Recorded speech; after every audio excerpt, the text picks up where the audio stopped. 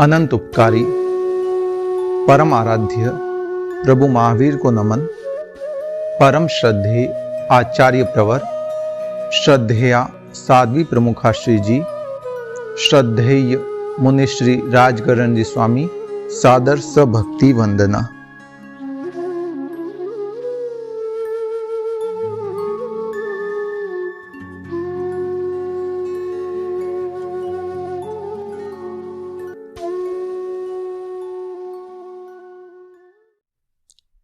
जय जिनेन्द्र।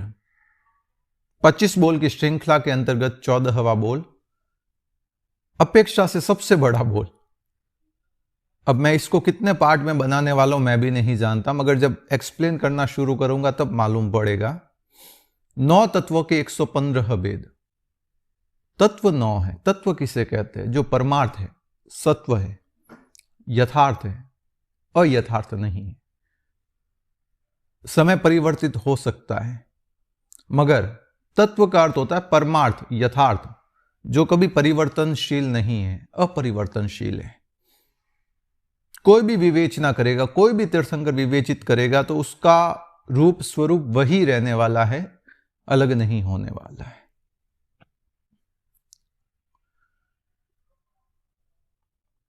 तत्व 9 होते हैं: जीव, अजीव, पुण्य, पाप, आश्रव, संवर, निर्जरा, बंध, मोक्ष। आचार्य तुलसी ने एक छोटा सा दोहा बनाया: जानू जीव अजीव में, पुण्य पाप की बात, आश्रव संवर निर्जरा, बंध मोक्ष विख्यात। ये 9 तत्व हैं।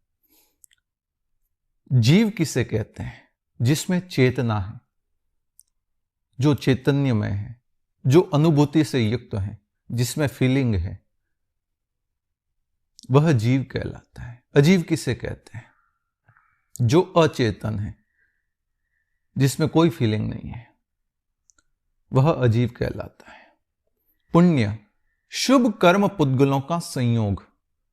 जब पुण्य का उदय होता है तो हमें शुभ पुद्गलों का संयोग मिलता है और जिसके कारण हम सुख की अनुभूति करते हैं। पाप, अशुभ कर्म पुद्गलों का संयोग। पुण्य और पाप केवल संयोग होता है। हम चाहे तो उससे प्रभावित हो सकते हैं, हम चाहे तो नहीं भी हो सकते। किसी को वेदना हुई, बुखार आ गया या कुछ भी हो गया, सपोज किसी को भयंकर कैंसर हुआ, एक तो जोर जोर से रोता है, चिल्लाता है, चीखता है। और ऐसे भी कई व्यक्ति महानुभाव होते हैं जो समभाव से वेदना को सहन कर रहे होते हैं। उनके चेहरे को देखकर लगता नहीं कि इनके भयंकर वेदना होगी शरीर में, इतनी समता की उत्कृष्ट आराधना होती है। तो पुण्य पाप केवल संयोग हो सकते हैं, हमें प्रभावित नहीं कर सकते जब तक हम उनसे प्रभावित ना हो। पुण्य पाप, शुभ पुद्गलों का संयोग पुण्य, अशुभ पुद्गलों का संयोग पाप। आश्रव संवर निर्जरा। आश्रव का अर्थ जो कर्मों के आने का द्वार है उसे आश्रव कहते हैं। कई जगह कंफ्यूजन रहता है आश्रव, संवर और निर्जरा को समझाने के लिए। कंफ्यूजन ये होता है कि लोग कंफ्यूज हो जाते हैं कि इसका अर्थ क्या करें, क्या होगा, क्योंकि हर कोई जानकार नहीं होता है, कई लोग जानने वाले होते हैं। तो उनको बताने के लिए मैं एक संक्षिप्त में इसका फॉर्मूला बता देता हूं। आश्रव का पहला अक्षर याद रखो, संवर का भी पहला और निर्जरा का भी पहला अक्षर। आश्रव का पहला अक्षर है आ यानी आना, जो कर्मों के आने का द्वार है उसे आश्रव कहते हैं। संवर स यानी सचेत, सावधान। तो जो कर्मों को रोकने का माध्यम है, सचेत करता है, सावधान करता है, स्टॉप कर देता है, STOP, वह संवर। निर्जरा, नी यानी निकालना, आत्मा से जो कर्मों को निकालने का प्रोसेस है वह निर्जरा कहलाता है। बंध, आत्मा और कर्मों का जो एक ही भाव हो रहा है, जैसे दूध में पानी मिला दिया किसी ने तो वह एक में एक हो जाता है, ऐसे मालूम नहीं पड़ता है। तो वैसे ही आत्मा और कर्म का जो एक ही भाव है वह बंध कहलाता है। मोक्ष, मोह यानी मोहनीय कर्म, क्षय यानी क्षय। जिस प्रवृत्ति से मोहनीय कर्म क्षय होता है उसे मोक्ष कहते हैं। आठों कर्मक्षय हो जाए तो पूर्णतया मोक्ष की प्राप्ति हो जाती है। और जब तक आठों कर्मक्षय नहीं हो रहे तब तक जो प्रोसेस चल रहा है वह भी मोक्ष का ही है। हम जो साधना, आराधना, धर्माराधना कर रहे हैं वह मोक्ष के लिए कर रहे हैं, मुक्त होने के लिए कर रहे हैं, अपने मूल स्वरूप को प्राप्त होने के लिए कर रहे हैं। तो एक संक्षिप्त के अंतर्गत मैंने इन 9 तत्वों को विवेचित किया। अब मैं इसका विस्तार शुरू करता हूं। सर्वप्रथम जो 9 तत्वों के 115 भेद विवेचित करने हैं उसमें मैं जीव तत्व के भेदों को विवेचित करने का प्रयास करता हूं। जीव के 14 भेद, 14 भेद किए हुए हैं। मूलतया जीव 2 तरह के होते हैं। ऐसे तो कई भेद प्रभेद हो सकते हैं। एक भेद से लेकर 563 भेद तक मैं विवेचित कर सकता हूं। अलग अलग भेद प्रभेद, समय सापेक्ष करने का भाव रहेगा। तो जीव का एक भेद होता है चेतनत्व, 2 भेद होते हैं सूक्ष्म और बादर। इन 2 भेदों में सारे जीव समाहित हो गए। सूक्ष्म किसे कहते हैं? जो आंखों से दृष्टिगोचर नहीं होते, आंखों से नहीं दिखते, उन्हें सूक्ष्म कहा जाता है। और दूसरा भेद होता है बादर। बादर का अर्थ होता है जो आंखों से हमें दिख सकते हैं, मगर यथार्थ ये है कि कई ऐसे भी बादर जीव हैं जो हमें आंखों से नहीं दिख सकते, इन चर्म चक्षुओं से नहीं दिख सकते, मगर फिर भी वे बादर होते हैं। तो सूक्ष्म का अर्थ है जो आंखों से दृष्टिगोचर नहीं होते हैं, वे सूक्ष्म कहलाते हैं। बादर जो आंखों से दृष्टिगोचर होते हैं वे बादर होते हैं। जो एकेंद्रिय के जीव होते हैं वे ही सूक्ष्म और बादर 2 भेद के अंतर्गत होते हैं। शेष द्विंद्रिय से लेकर पंचेंद्रिय तक के जितने जीव है वे सारे बादर होते हैं। एकेंद्रिय के अंतर्गत पृथ्वी का है, अप का है, तेजस का है, वायु का है, वनस्पति का है। इन 5 के सूक्ष्म भी होते हैं और बादर भी होते हैं। जैसे वनस्पति हमें दिखती है, पहाड़ भी दिखते हैं, पानी बहता हुआ दिखता है, बोतलों में भी दिखता है, अग्नि भी दिखती है, वायु भी जब बवंडर के रूप में होती है, तेज आंधी के रूप में होती है, तो वो हमें दृष्टिगोचर होती है। तो ये सारे हमें दिखते अवश्य हैं, मगर सबसे बड़ी चीज होती है कि ये बादर है।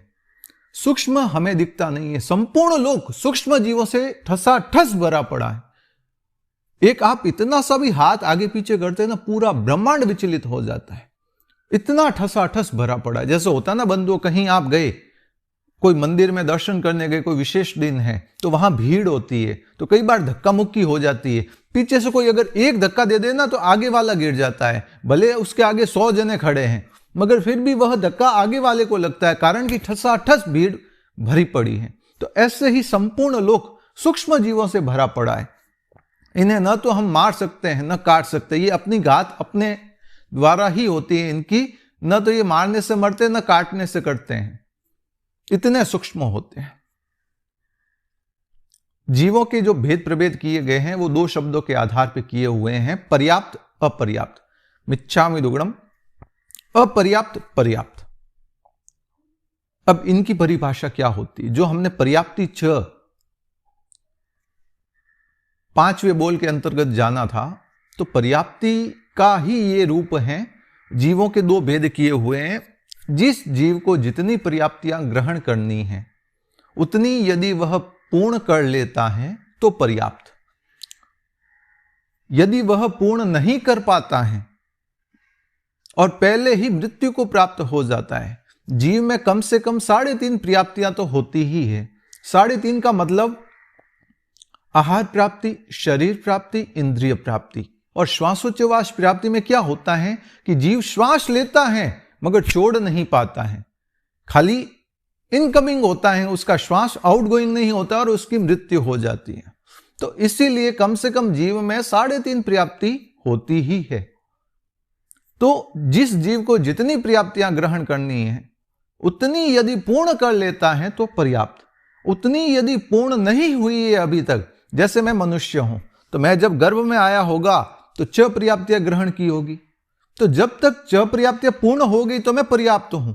यदि पूर्ण नहीं हुई है, वो प्रोसेस चल रहा है, तो भी अपर्याप्त। और पहले यदि मृत्यु हो जाए, 3.5 पर्याप्ति, 4 पर्याप्ति या 5 पर्याप्ति ग्रहण करके मेरी मृत्यु हो गई तो मैं अपर्याप्त। जिस जीव को जितनी पर्याप्ति ग्रहण करनी है उतनी पूर्ण हो जाए तो पर्याप्त। उतनी पूर्ण नहीं हुई है, वो प्रोसेस चल रहा है, तो अपर्याप्त। उससे पूर्व यदि उसकी मृत्यु हो जाए तो भी अपर्याप्त। तो इसी आधार पर जीवों के भेद प्रभेद किए हैं, अपर्याप्त, पर्याप्त, अपर्याप्त, पर्याप्त, अपर्याप्त, पर्याप्त। जीव के दो भेद मैंने बताए, सूक्ष्म, बादर। वैसे ही जीव के दो भेद होते हैं, संगी, असंगी। संगी किसे कहते हैं? संगी का अर्थ होता है जिसके मन होता है। संगी के दो शब्द और पर्यायवाची आते हैं, संगी भी कहते हैं, सन्नी भी कहते हैं, सन्नी।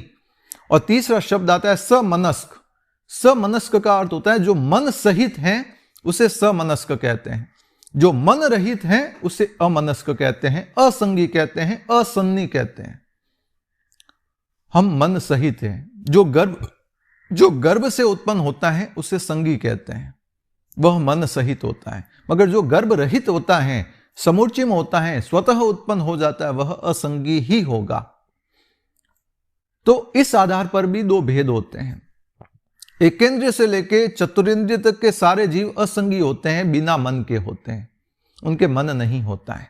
चींटी हो, मक्खी हो, मच्छर हो, बिच्छू हो, ये सारे असंगी जीव हैं, उनके मन नहीं होता है। कान भी नहीं होता है मगर मन भी नहीं होता है। तो ये सारे असंगी जीव होते हैं। पंचेंद्रिय जीव संगी भी होते हैं, असंगी भी होते हैं। तो इस आधार पर पंचेंद्रिय के दो भेद किए गए हैं। अब मैं इन 14 भेदों का विवेचन करता हूं, आपको अच्छे से समझ आ जाएगा। चूंकि मैंने शुरू में बताया कि एकेंद्रिय दो तरह के होते हैं, सूक्ष्म और बादर, तो यहां भेद शुरू होता है सूक्ष्म एकेंद्रिय के अपर्याप्त, पर्याप्त। प्रथम शब्द आता है अपर्याप्त, पर्याप्त नहीं आएगा, कारण कि कोई भी प्रोसेस शुरू होता है तो वह शुरुआत में कोई पूछते थे ना, काम हो गया क्या, कि नहीं हुआ, हो रहा है, हुआ नहीं है, हो रहा है, वर्क इन प्रोग्रेस है, कंटिन्यू बढ़ रहा है। जब कंप्लीट हो जाएगा तो हम कह सकते हैं कि कंप्लीट हो गया। तो इसीलिए अपर्याप्त शब्द पहले आता है।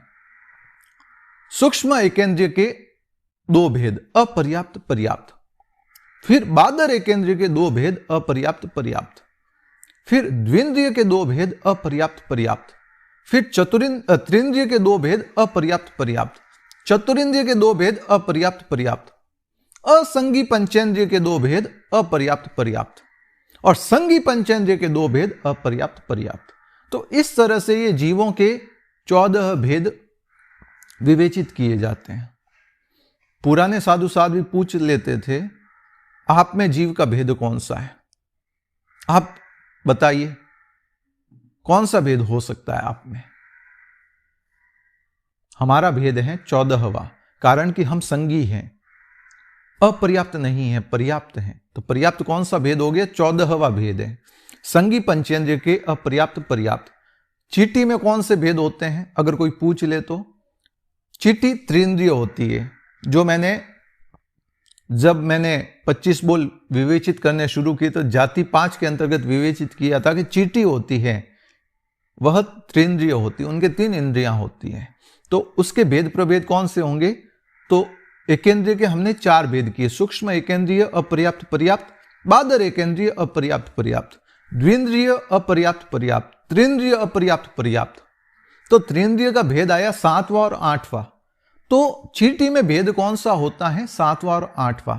ये आपका प्रारंभिक ज्ञान है, इसीलिए मैं इतना ही बता रहा हूं। मगर जब आप तत्व ज्ञान के थोगड़े सीखने लगेंगे ना, ये शब्द काफी काम आएंगे। पुराने साधु साधु पूछते थे, उड़ती हुई मक्खी में जीव का भेद कौन सा? उड़ती हुई मक्खी होती है चतुरिंद्रिय, और वह उड़ रही है, इसका मतलब पर्याप्त है। अपर्याप्त होती तो वह उड़ नहीं सकती, क्योंकि उसकी तो पर्याप्तियां कंप्लीट हो रही होती। तो उसमें 10वां भेद होता है, चतुरिंद्रिय का भेद 10वां हो गया। आप काउंटिंग करेंगे ना बुक को सामने लेकर, तब आपको एक्सप्लेन हो जाएगा, समझ आ जाएगा। तो एक संक्षिप्त के अंतर्गत मैंने इन जीव के 14 भेदों को विवेचित किया है। अब अगला बोल आता है अजीव के 14 भेद। जीव जिसमें चेतना है, अजीव जो अचेतन है। अजीव 2 तरह का होता है, अरूपी, रूपी। अरूपी का अर्थ होता है जिसका रूप नहीं है, रूपी जो रूप सहित है। संपूर्ण लोक में च द्रव्य होते हैं। हालांकि द्रव्य का विवेचन मैं द्रव्य के बोल में करने वाला हूं 20वें बोल में, मगर यहां संक्षिप्त में इतना ही। द्रव्य च होते हैं धर्मास्तिकाय, अधर्मास्तिकाय, आकाशास्तिकाय, काल, पुद्गलास्तिकाय और जीवास्तिकाय। इन च द्रव्यों के अंतर्गत 5 द्रव्य अजीव हैं और जीवास्तिकाय जीव हैं। इन 5 अजीव द्रव्यों के अंतर्गत पुद्गलास्तिकाय रूपी होता है। रूपी का अर्थ होता है जिसमें वर्ण, गंध, रस, स्पर्श, आकार, प्रकार सब कुछ होता है। मैं बोल रहा हूं, आपको दिख भी रहा है ना, ये टेबल भी दिख रही होगी, थोड़ा सा हिस्सा इसका ये दिख रही है ना, इसीलिए दिख रही है क्योंकि ये पुद्गल की है। मैं इसलिए आपको दृष्टिगोचर हो रहा हूं क्योंकि ये शरीर जो बना हुआ वो पुद्गल से बना हुआ है। जो भी दृश्यमान वस्तु है इस संसार के अंतर्गत वह पुद्गल ही है और कुछ नहीं है।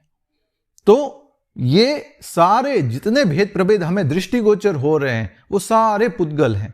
अब हो सकता है कुछ पुद्गल जीव सहित हैं और कुछ जीव रहित हैं। जिस कुर्सी पर मैं बैठकर आपको बता रहा हूं वह अजीव हो चुकी है, मगर जब यह शुरू में निकली होगी तो हो सकता है सचित हो, क्योंकि किसी न किसी केमिकल के कारण यह निर्मित हुई है, कैसे भी हुई है, तो इसका पास्ट जरूर जीव के साथ रहा होगा, जीव के रूप में रहा होगा। ये लकड़ी की बनी हुई है, प्लाई की बनी हुई है, तो ये भी पहले वनस्पति कायिक जीव रहे हुए हैं। इनको प्रोसेस के द्वारा इस शेप के अंतर्गत कन्वर्ट किया हुआ है। तो जो दृश्यमान है वह सब पुद्गल है। अदृश्य भी कई चीजें हैं, जैसे हम गति करते हैं, चलते हैं, तो कोई तो चीज ऐसी है जिसके कारण हम चल पाते हैं। कहीं पर भी हम रुक सकते हैं। क्यों रुकते हैं? क्योंकि कुछ तो तत्व ऐसा है, कुछ तो चीज ऐसी है जो हमें रोकने के लिए भी अपने आप जहां रुकना चाहते हैं वहां रुक भी पाते हैं। इसी को तत्व को प्रतिपादित करते हुए भगवान ने च द्रव्यों का विवेचन किया है धर्मास्तिकाय, जो गति में सहायक है, हमारे गति करवाता नहीं है, गति में सहायक है। अधर्मास्तिकाय जो रुकने में सहायक है, स्थिति में सहायक है। हम कहीं पर भी जा रहे हैं, हम रुक भी सकते हैं। अब जैसे मैं यहां पर बैठा हुआ हूं, अगर अधर्मास्तिकाय नहीं होता मैं कहीं स्थिर भी नहीं हो पाता, कंटिन्यू गति ही होती रहती, नॉन स्टॉप चलता रहता। जैसे कोई व्यक्ति ढलान की ओर अगर आ जाए और उसका ब्रेक नहीं लग रहा है तो फिर वो चलता रहेगा, राम भरोसे गाड़ी है उसकी और कुछ नहीं। तो धर्मास्तिकाय है तो अधर्मास्तिकाय भी इस लोक में मौजूद है। वैसे ही आकाशास्तिकाय हैं जो स्थान देता है। स्थान कौन दे रहा है? मैं इस कुर्सी पर बैठा हुआ हूं, तो ये स्थान किसने दिया? आकाशास्तिकाय ने। स्पेस हर जगह मौजूद है स्थान देने के लिए। काल हो गया समय का वर्तन जो अनवरत हो रहा है। मैं बोल रहा हूं, बोलते बोलते मेरे को भी मालूम नहीं कितने लंबा ये वीडियो बन चुका होगा। ये काल वर्त रहा है, चल रहा है। तो ये हो गया काल। और अगला होता है पुद्गलास्तिकाय। पुद्गलास्तिकाय का अर्थ होता है कि जो पुद्गलों का स्वभाव होता है सड़न गलन, यानी वो एकत्रित होते रहते हैं फिर बिखरते रहते हैं, पुनः एकत्रित होते रहते हैं, बिखरते रहते हैं। कोई भी चीज है, जैसे ये कोई भी प्लास्टिक की कुर्सी है, आज वो कुर्सी के रूप में है, कल जब ये टूट जाएगी तो इसका रिसाइकलिंग होगा, इसके वापस दाने बनेंगे, दाने बनकर वापस ये प्रोसेस के साथ वापस कुर्सी भी बन सकती है और भी कोई प्रोसेस के अंतर्गत जा सकती है, रिसाइकलिंग होती रहती है।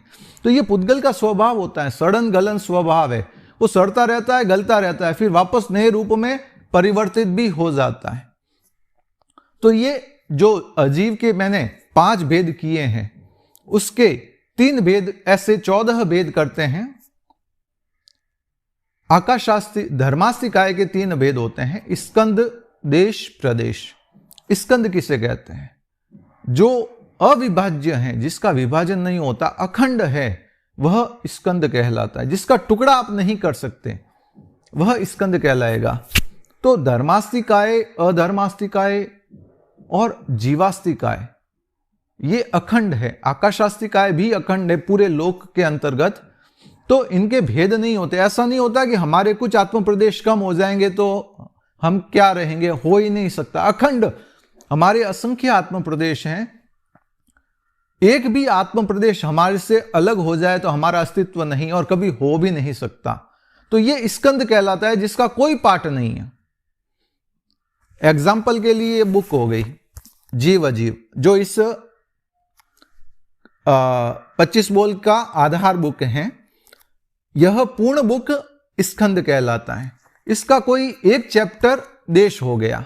देश का अर्थ हो गया एक काल्पनिक हिस्सा। जैसे 25 बोल इसमें विवेचित है जीव अजीव में, तो यह पूरी बुक स्कंद है। इसका एक काल्पनिक हिस्सा देश कहलाता है। और प्रदेश हो गया इस बुक की कोई एक लाइन।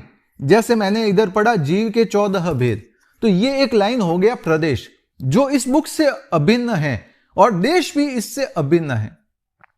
स्कंद का अर्थ हो गया कंप्लीट, भेद नहीं कुछ भी, अभेद, अविभाज्य, यह हो गया स्कंद। इसका एक छोटा सा पार्ट हो गया देश, और उसका एक छोटा सा काल्पनिक हिस्सा हो गया प्रदेश। तो ऐसे भेद प्रभेद किए गए। हालांकि वास्तविकता में ऐसा कुछ होता नहीं है, मगर फिर भी ये किया गया है समझाने की दृष्टि से।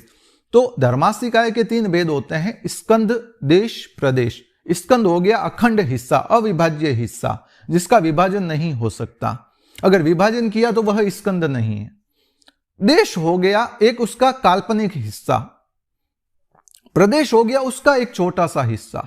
एग्जाम्पल भारत, ये अखंड देश है। गुजरात उसका एक देश के अनुसार, आप यहां राज्य कहते हैं हम, मगर यहां की भाषा में एक काल्पनिक हिस्सा मान लीजिए देश का। और प्रदेश हो गया उसका सूरत। तो इस तरह से सूरत भी भारत का ही है, गुजरात भी भारत का ही है, भारत से अलग नहीं है। और भारत तो भारत ही है, अखंड, अविभाज्य। तो स्कंद संपूर्ण हो गया, देश उसका एक काल्पनिक हिस्सा हो गया, प्रदेश वह हिस्सा जो और विभाजित नहीं हो सकता। इस तरह से संक्षिप्त में मैंने इसका विवेचन किया है। धर्मास्तिकाय के 3 भेद, स्कंद, देश, प्रदेश। अधर्मास्तिकाय के 3 भेद, स्कंद, देश, प्रदेश। आकाशास्तिकाय के 3 भेद, स्कंद, देश, प्रदेश। काल का एक ही भेद होता है, काल। कारण यह है कि काल वर्तन करता रहता है। काल के कभी 2 प्रदेश आपस में मिलते नहीं है। वर्तमान कितना है? एक समय का।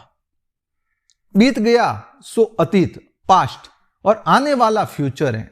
तो कभी भी 2 समय आपस में मिलते नहीं। कभी आपने ऐसा देखा कि 2 सेकंड आपस में मिल रहे हो? कभी नहीं होता है। जो बीत गया वो पास्ट हो गया, जो आने वाला है वो फ्यूचर है, भविष्य है। वर्तमान केवल वर्तमान एक समय का होता है। तो इसीलिए इसके 2 प्रदेश नहीं होते, इसीलिए इसको कालास्तिकाय नहीं कहते हैं। ये खाली वर्तन गुण है, यानी बरसता रहता है जीव पर और पुद्गल पर।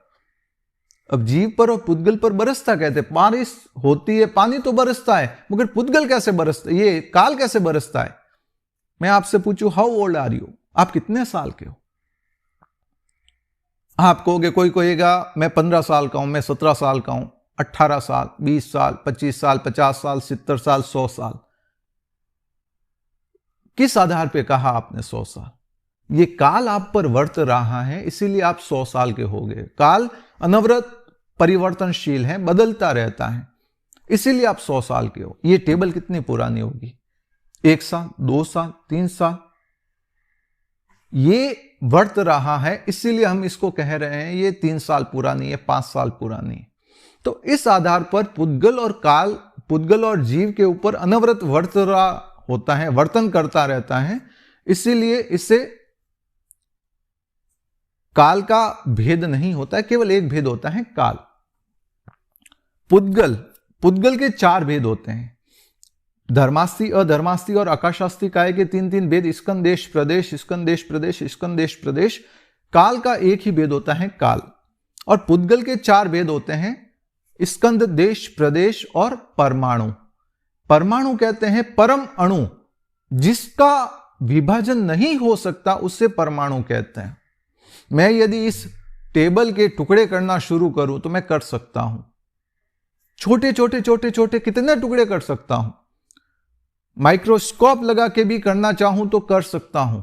जिस टुकड़े का और टुकड़ा न हो उसे परमाणु कहते हैं।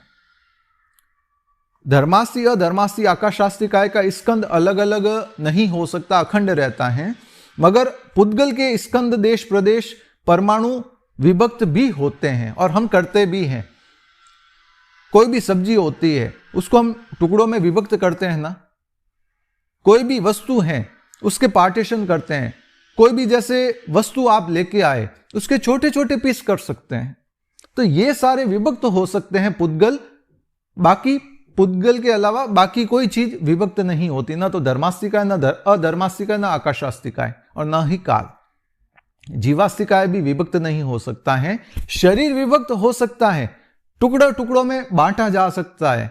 कोई निर्दयता क्रूरता से ओतप्रोत होता है तो किसी को मार देता है, टुकड़े टुकड़े कर देता है, मगर आत्मा के नहीं होते हैं। आत्मा अखंड है, अविभाज्य है, उसको कोई विभाजित नहीं कर सकता है। तो पुद्गल के 4 भेद होते हैं, स्कंद, देश, प्रदेश और परमाणु। परमाणु अर्थात परम अणु, जिसका 2 भाग नहीं हो उसे परमाणु कहते हैं। इसके काल्पनिक नहीं व्यवहारिक भी हिस्से हो सकते हैं, हम कर सकते हैं अपना अपना पार्टीशन। ये बुक है पुद्गल की बनी हुई है, मैं चाहूं तो एक एक पन्ना भी इसको अलग कर सकता हूं, एक एक लाइन को भी अलग कर सकता हूं, कट कर सकता हूं। यह होता है पुद्गल। और इस तरह से अजीव के 14 भेद होते हैं। अधर्मास्तिकाय के 3 भेद, स्कंद देश प्रदेश। अधर्मास्तिकाय के 3 भेद, स्कंद देश प्रदेश। आकाशास्तिकाय के 3 भेद, स्कंद देश प्रदेश। काल का 1 भेद काल। पुद्गलास्तिकाय के 4 भेद, स्कंद देश प्रदेश और परमाणु। तो इस तरह से ये अजीव के भी 14 भेद होते हैं। मैंने संक्षिप्त के अंतर्गत 2 तत्वों को विवेचित करने का यथोचित इस वीडियो के माध्यम से प्रयास किया है। वीतरागवाणी के विपरीत कुछ भी प्ररूपित किया हो तो तस्मिच्चामि दुक्कड़म। आपका साधर्मिक जैन नरेश चोपड़ा, बालोतरा, सूरत।